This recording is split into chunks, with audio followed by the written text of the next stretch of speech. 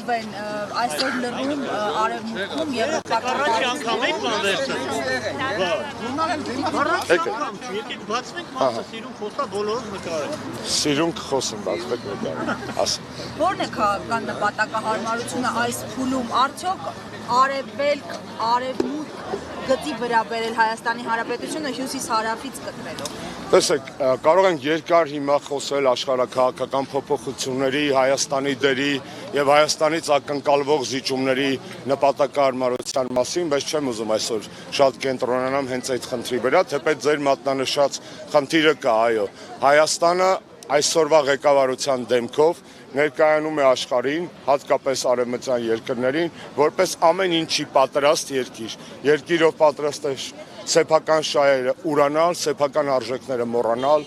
Ես մի բան ձեզ ասեմ, էլի, տեսեք, շատ բաց խոսում ենք։ Հակառուսականություն կարող է լինել տարբեր երկրներում։ Տարբեր երկրներում այդ հակառուսականությունը կա։ Բոլոր երկրներում բացի Հայաստանից հակառուսականությունը ազգային է։ Այսինքն ուղեկցվում է ազգայինի արժևորմամբ, ազգայինի մասին միֆեր, լեգենդներ, քարոզչություն անելով։ Միակ երկիրը, որի գլխին ջարդվում է ապազգային հակառուսականությունը, դա Հայաստանն է։ Այդ հարցը չի ծագում մեզ մոտ, ինչու։ Չէ՞ որ կարելի է լինել լիբերալ եւ արևմտամետ եւ լինել ազգային։ Ինչպես բազմաթիվ Հայաստանում գործիչներ այդպիսիք եղել են, կան եւ վստահ եմ կլինեն։ Օրինակ Ռաֆի Հովհաննիսյանը եւ լիբերալ է եւ ազգային է, եւ արևմտամետ է եւ ազգային, եւ այդպիսի բազում անուններ գիտենք։ Ինչու է այսօրվա իշխանությունը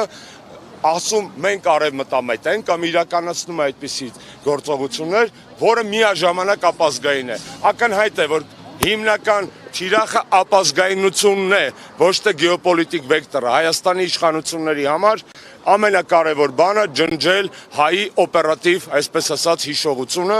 եւ երեկվա նախարարի ասուլիսը արդեն հիշատակեցի, դա մի խայտառակությունների շարան էր, բայց մարդը խոստովանեց մի կարևոր բան, եկեք մերսի ասենք իրան, հա, ասեց հետեւյալը, երբ որ փորձում էր հիմնավորել, թե ինչու են կալանքները այդքան շատ, ասեց շատ քիչ մարդ է հետո արդարացվում դատարաններով։ Առաջինը դնում ենք մի կողմ, որ դատական իշխանությունը կախյալ է եւ իրանց կայացրած վճիռները քաղաքականացված է։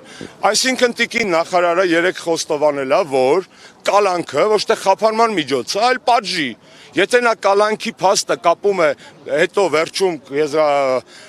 մեղադրական դատավճռի հետ, նա ընդունում է եւ իր ենթագիտակցությունը Ֆրեյդով այսպես ասածի հայտ է գալի, որ այդ կալանքները պատիժ են, ոչ թե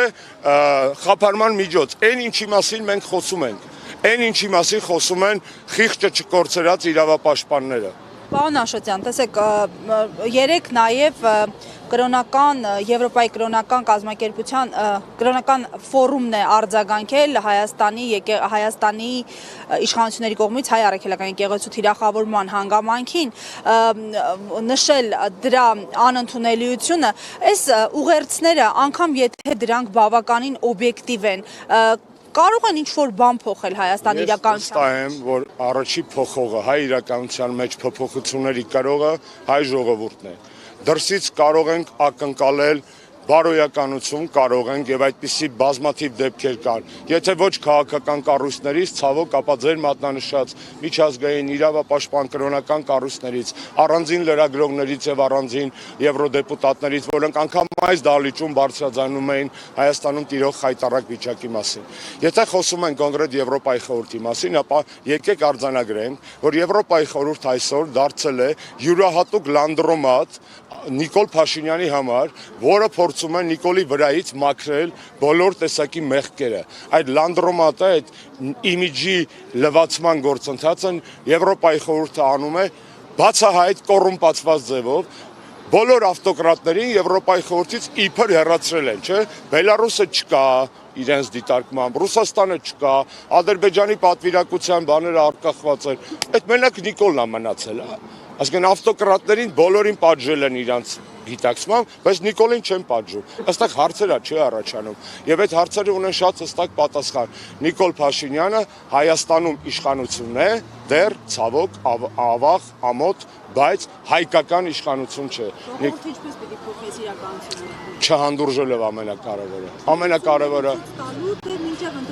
Տեսեք, հիմա մենք եթե խոսենք ընտրությունների մասին, ապա կառաջանան որոշակի տարաձայնություններ այստեղ հավաքված մարդկանց միջև, եւ ես չեմ ուզում հենց այս հարթակը, այս պահը այստեղ օգտագործել իմ կամ իմ կուսակցության դիրքորոշումները ներկայացնելու համար։ Ես արդեն ասացի, որ մեզ միավորող արժեքները վստահ եմ ավելին են, քան մեզ տարանջատող ընթացիկ քաղաքական շահերը։ Երկարատև ժամանակ է, որ այս հարցը բարձրացվում է գերիների քաղբանտարկյաններ եւ մենք չենք տեսնում առանձնապես, որ փոփոխություններ լինելու են։ Հիմա ինչու եք կարծում, որ ինչ որ բան կարող է փոխվել եւ բացի այդ առաջիկայում խոսում է նաեւ, որ ամենափոխ նախագահ Ջեյդի Վենսը կարող է գալ Հայաստան եւ դուք էլ եք նշել, որ սա հարմար առիթ է այս հարցը բարձրացնելու համար եւ նաեւ երեք Ֆրանսիայի Ես արդեն ասացի, տեսեք, հիմա կարծում եք ստեղծվել է այդ հարմար նախապայմանները։ Ես կարծում եմ, որ ձեր մատնանշած երևույթները, որոնք թույլ, բայց պոզիտիվ ազդակ են նաև, դրանք արդյունք են նաև այն բանի, որ հայ ժողովուրդը չի լռել այս ընթացքում, որ մենք չենք լռել ոչ Արցախի հայաթափան մասին, ոչ քաղբանտարկյանների առկայության մասին, ոչ եկեղեցու դեմ իրականացվող արշավի մասին, հա,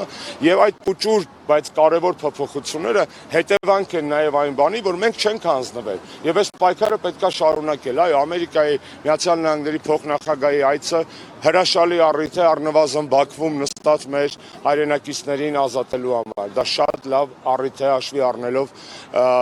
բազմաթիվ հանգամանքներ, հատկապես փոխնախագահի աշխարհայացքը։ Այդ այցը լավ առիթ է դադարեցնելու կամ առնվազն նվազեցնելու հայ առաքելական եկեղեցու դեմ բռնաճնշումները։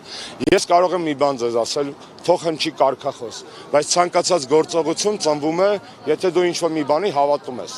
Գործողություն խի ես անում, որովհետև դրել ես նպատակ։ Այդ նպատակը ինչ նպատակ է, որովհետև այդ նպատակը դու դրել ես ելնելով քո պատկերացումներից։ Պատկերացումները ձևավորվում են մտքերից եւ արժեքներից, հետեւաբար գործողությունները բխում են արժեքներից։ Ես դες կարող եմ հավաստիացնել, որ ազատությունը ավելի ուժեղ բան է, քան վախը։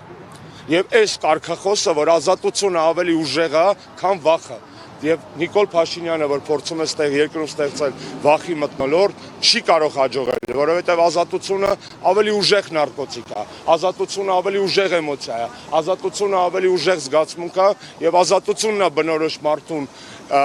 ապրող մարդուն, ոչ թե վախը։ Վախը հավերժ լինել չի կարող եւ այս պայքարի ակցիաները, որոնք տեղի են ունենում, այո, նաեւ վախը կոտրելու միտում ունեն։ Մենք չենք վախենում։ Շնորհակալ եմ։ Պարոն Աշոտյան,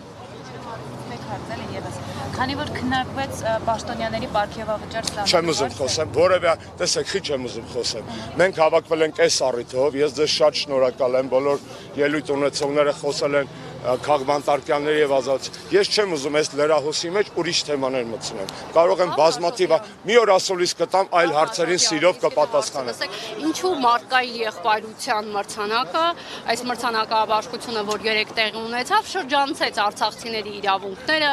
եւ այս ֆոնին նաեւ Բաքվի բանտում գերիները ազատվելու փոխարեն այնտեղ դատավճիռն է նրանց կայանում։ Շատ պարզ է, աշխարհը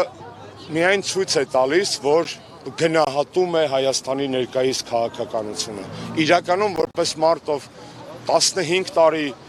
ի պաշտոն է շփվել է եւ առայսօր շփվում է միջազգային կառույցների հետ, ես դες կարող եմ ասել, մեզ հրապարակավ կարող են շոյել, մրցանակ տալ, գովալ, բայց մեր մեջքի հետևում մեր հետևից խոսում են։ Ասում են, որ մեր նման անթասիբ պետություն այս պահին չկա։ Ասում են, որ մենք նվեր ենք տարբեր աշխարհաքաղաքական ուժերի եւ բնական է, որ հրապարակավ կարող են շոյել, պարգևատրել, մեծարել, գովալ,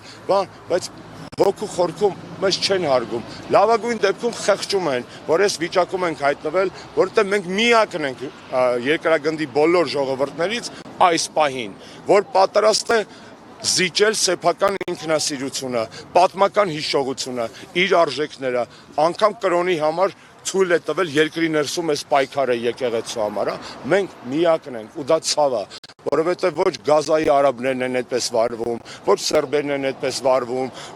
ոչ մի այդպես պետություն, ոչ մի ժողովուրդ չեն գտնի, որի գլխին այս քյալակը բերել են ու ասում են հրաժարվեք, որպեսզի լավ ապրենք։ Սկզբից հրաժարվեցին, ասեցին հրաժարվում ենք Արցախից, որ լավ ապրենք, հետո հրաժարվում ենք Սյունիքից, որ լավ ապրենք, հետո կասում են հրաժարվեք հրաժարվողներից։ Այսինքն Իշխանություն ձեռք չենք բերում այսպեսի։ Ձեր պարզա չէ, ձեր հարցի մեջ այնքան դառը հեգնան կար, չէ, չենք բերում, ոչինչ ձեռք չենք բերում, Նիկոլ Փաշինյանը ձեռք է բերում մի քանի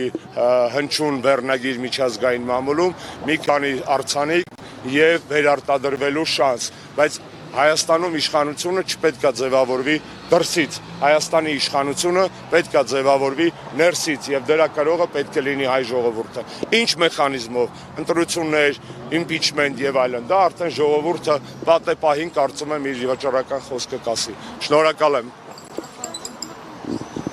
Արի, Նայվ